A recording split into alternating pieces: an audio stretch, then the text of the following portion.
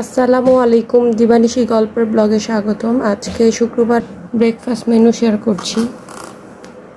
রুটি আছে, বেগুন ভাজা আছে, ডিম পোচ আছে আর শসা নিয়েছি। আপনাদেরকে আগেই জানিয়েছিলাম যে কাঁচা আমের রেসিপি শেয়ার করব। আজকে বার্মিজ আচারটা বানাচ্ছি, দেখুন। এখানে কাঁচা আম প্রায় 1.5 কেজির মতো নেওয়া আছে, রিং করে কাটা, চিনি দিয়ে লবণ দিয়ে হালকা জালে হচ্ছে, একদম হালকা জাল, খুবই হালকা জালে বসিয়ে দিয়েছি। আর এখানে হচ্ছে মশলা, মৌরি আছে, তেজপাতা আছে, জিরা আছে, কালি জিরা আছে, ধনিয়া আছে আর শুকনো মরিচ। এটা শুকনা খোলায় একটু তেলে নিয়ে গুঁড়া করব। আর এটা যখন সিদ্ধ হয়ে যাবে, আমটা যখন সিদ্ধ হবে, মশলাটা গুঁড়ো করে এটার মধ্যে মিশিয়ে দিব, তারপরে নামিয়ে ফেলবো। আমাদের সাথেই থাকুন, দেখতে থাকুন।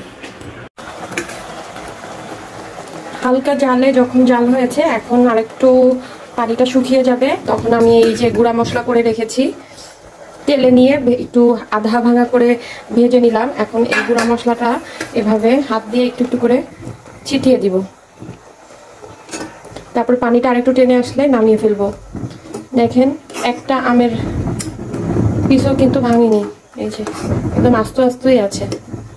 হালকা হাতে নেড়ে দিতে হবে, বেশি জোরে নাড়া যাবে না, যেহেতু এখন সিদ্ধ হয়েছে ভেঙে যাবে।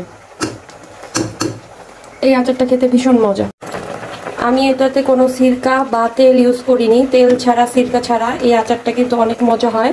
আমরা কক্সবাজারে যাই, ওখানে যে আচারগুলো কিনি প্যাকেট 10 টাকা, 15 টাকা, 20 টাকা করে, এটা কিন্তু এভাবেই বানানো, বাসায় সহজেই বানানো যায় এবং খাওয়া যায়। আপনারা একবার ট্রাই করবেন। এখন যেহেতু আমের সিজন, খুব সহজেই আম কিনে বানাতে পারবেন। তো বানাবেন এবং আমাদেরকে জানাবেন কেমন হয়েছে। আচারটা যখন নামাবেন তখন একটু ঝোল ঝোল থাকবে, কিন্তু যখন আপনি কিছুক্ষণ রেখে ঠান্ডা করবেন, দেখবেন ঝোলটা একদম টেনে আমের গায়ে লেগে গিয়েছে এবং দেখতে হুবহু বার্মিজ আচারের মতোই দেখা যাচ্ছে। আর খেতেও কিন্তু অনেক স্বাস্থ্যকর এবং ভালো। আমরা যখন বাজার থেকে কিনি ওটাতে রং বিষাক্ত থাকে, রং কিন্তু শরীরের জন্য খুবই ক্ষতিকারক। তাই আপনারা চেষ্টা করবেন এটা বাসায় বানিয়ে তারপর খাওয়ার জন্য। আর সিরকা ছাড়া, পাঁচফোড়ন ছাড়া, আপনার তেল ছাড়া যে এত সহজে বার্মিজ আচার হয়, এটা কিন্তু অনেকেই জানেন না। তো আশা করব আপনারা এটা বানাবেন, আমাদেরকে জানাবেন, কমেন্ট করে জানাবেন যে কেমন হয়েছে আপনাদেরটা। এরপর সন্ধ্যাবেলায় আমরা বাইরে গেলাম, এখানে অনেক ইম্পর্ট্যান্ট একটা কাজে গিয়েছি। তো ভাবলাম যে চুল কাটানো দরকার, সেজন্য নাপিতের কাছে সাবাবকে চুল কাটাতে নিয়ে গেলাম। দেখেন, এখানে হঠাৎ করে একটা বিড়ালের বাচ্চা এসে খুব সুন্দর করে খেলা করছিল, তাই আমি একটু ভিডিও করে রাখলাম। এই বিড়ালের বাচ্চাটা কিন্তু খুব রুগ্ন দেখাচ্ছিল, মনে হচ্ছিল ঠিকমতো খায় না। এর জন্য আসলে এরা কিন্তু খেতে পায় না ঠিকমতো, যেহেতু রাস্তায় থাকে। বাসায় থাকলে কিন্তু, কারো বাসায় থাকলে এদেরকে খাবার কিন্তু ঠিকমতো দেওয়া হয়, তখন কিন্তু স্বাস্থ্যটাও ভালো থাকে। দেখেন, এই বিড়ালটা কত সুন্দর করে খেলছিল, আমার দেখে এত মজা লেগেছে, তাই আপনাদের সাথেও শেয়ার করলাম।